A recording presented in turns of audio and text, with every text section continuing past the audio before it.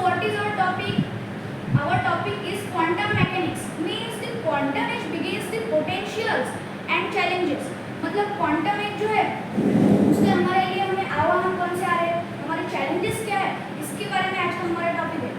पहले तो मैं सोच रहा था कि यह टॉपिक क्यों रखा गया है, फिर मुझे ध्यान में आया कि हमारे जो वर्नर हाइजेनबर्ग सर थे उन्होंने जो रिसर्च की थी, महत्वपूर्ण रिसर्च, उस रिसर्च को 100 साल पूरे हो गए, मतलब सेंचुरी कंप्लीट हो गई ना. इसलिए 2025 जो है हम क्वांटम एज के बारे में जानना चाहेंगे, क्योंकि उन्होंने जो रिसर्च की थी वो क्वांटम मैकेनिक्स पे थी. इसलिए तो मैं सबसे पहले आपको बताना चाहूँगा कि क्वांटम मीन्स क्या है, एग्जैक्टली व्हाट इज क्वांटम.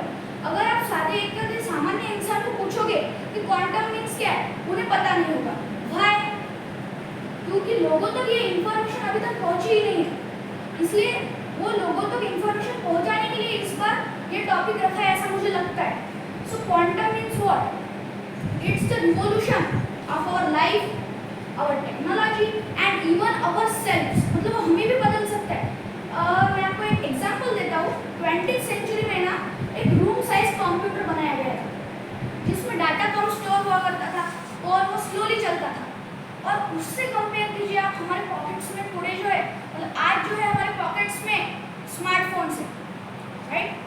इतने बड़े 20th सेंचुरी के कंप्यूटर में डाटा स्टोर नहीं होता था, स्लोली चलता था. स्मार्टफोन्स में डाटा उससे ज़्यादा स्टोर होता है, स्पीड से चलता है, राइट.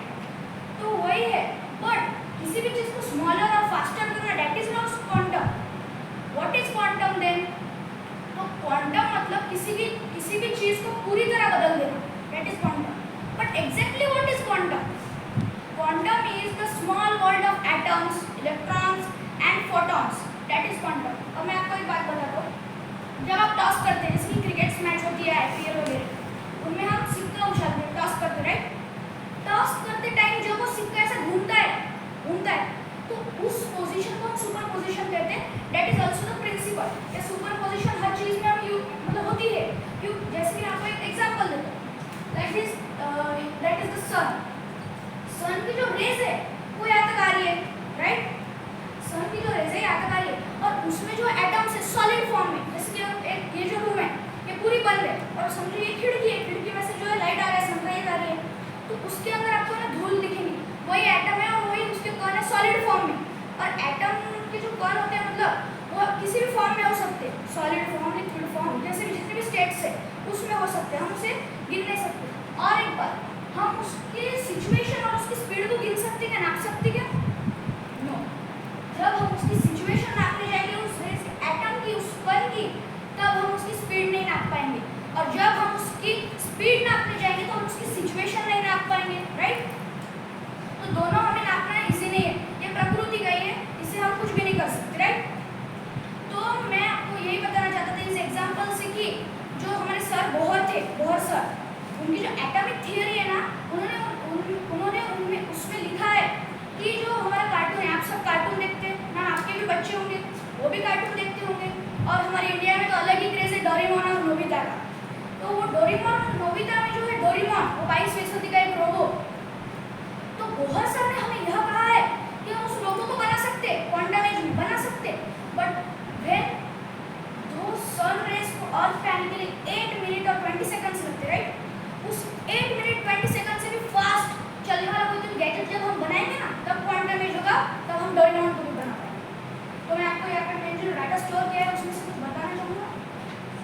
देखिए ये जो है 2025 international year of quantum science and technology means 7 जून 2024 में हमारे संयुक्त राष्ट्र ने यह निर्णय लिया कि 2025 जो होगा वो क्वांटम साइंस और टेक्नोलॉजी का इंटरनेशनल ईयर होगा.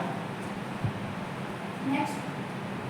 और इतना ही नहीं, 2025 तो ऐतिहासिक ईयर भी होगा. भाई ऐतिहासिक वर्ष 2025 ही क्यों भाई?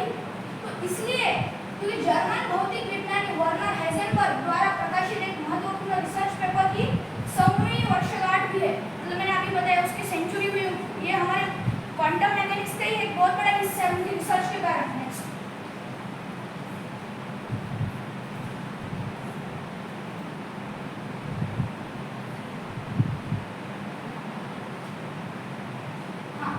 रिसर्च क्या थी? तो ये फॉर्मूला क्वांटम यांत्रिकी की नींव रखी उन्होंने. उनके रिसर्च के कारण हमारे क्वांटम यांत्रिकी की नींव रखी, उप परमाणु स्तर से जुड़े रहस्य को उजागर किया। और ये जो है वीडियो गेम, सोशल मीडिया, अलग अलग चीजें मतलब मोबाइल में जो होती है, इनमें भी क्वांटम आ जाता है अलग अलग टाइप से। हर चीज में हम क्वांटम कंप्यूटिंग के संभावित उपयोग बहुत बड़े हैं। मौजूदा स्थिति को पूरी तरह से बदल, मैंने आपको स्टार्टिंग में बताया कि ये पूरी स्थिति को बदल सकते हैं। नेक्स्ट, क्वांटम कंप्यूटर जटिल